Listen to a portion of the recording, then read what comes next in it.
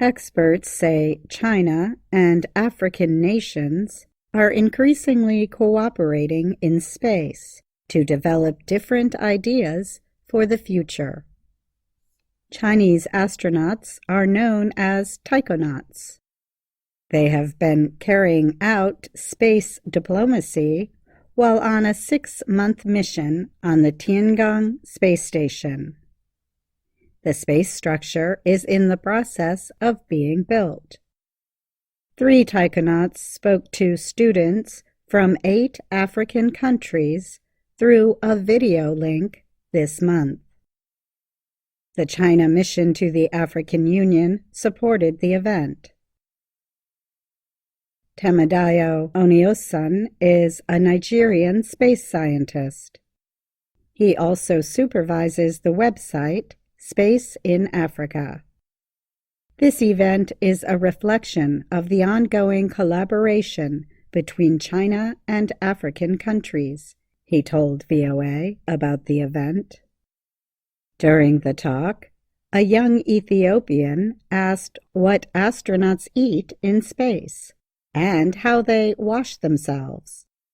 A Somali student wanted to know about the future of space tourism, and a student from Egypt wanted to know whether it is difficult for women to become astronauts. The 3 taikonauts answered their questions in detail. They showed the students food they eat while in orbit. It included delicious purple rice porridge, tasty sautéed sweet corn with pine nuts, and sautéed diced beef in black pepper sauce. The taikonauts explained that because there is almost no gravity in space, it is impossible to take a shower. Oniosun said that the joint efforts are not necessarily because China and the rest are engaging to help Africa. They're doing so because they get economic, social, and cultural capital in return. China controls more satellites than any country except the U.S. A 2020 Johns Hopkins School of Advanced International Studies working paper said China's remote sensing satellite networks in Africa help to support its Belt and Road Development Program. Linking partner states is one of the uses for cooperation in space, it said. At an event in Addis Ababa, the head of China's mission to the AU, Hu Changchun, said space was an important part of President Xi Jinping's Belt and Road Initiative. Its goal is to quickly build big projects in developing countries for roads, bridges, ports, railways, and similar structures. Hu said that under the guidance of the Belt and Road Initiative, space cooperation has become a highlight of China-Africa cooperation. Oniosun said the African space economy in 2021 was valued at about $19.5 billion. He said it is predicted to grow by 16% in the next 4 years. As of 2022, 13 African countries have 48 satellites. 6 of them were built by China, and 1 was built by the U.S.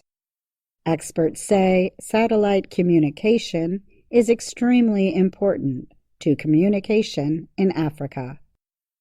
China launched Nigeria's first communication satellite in 2007, and in 2011, its second.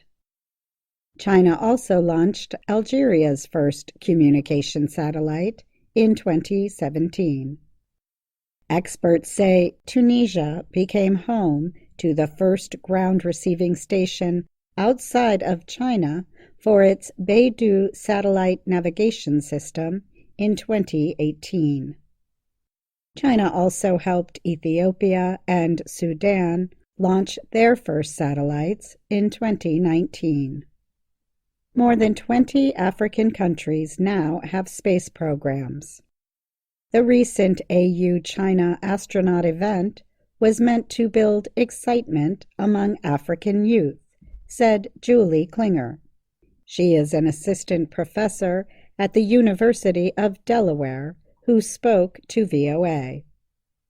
Klinger said African nations are not interested in competing in a space race, military use, or even human spaceflight. They are more interested in space for socio-economic development. Klinger added that climate change and environmental observation and disaster control measures are all important parts of China-Africa space cooperation. However, Klinger said China has to enter competitive bidding for space technology contracts with African governments. Honestly, they don't always win. The majority of satellite activity, in particular in Africa, is funded by African governments, she said. Most of the contracts are won by France. China is second, and the U.S. is fourth. The students who took part in the question and answer talk with the taikonauts might not be concerned about which countries African nations partner with, but some of them may one day become astronauts going to space themselves. I'm Katie Weaver.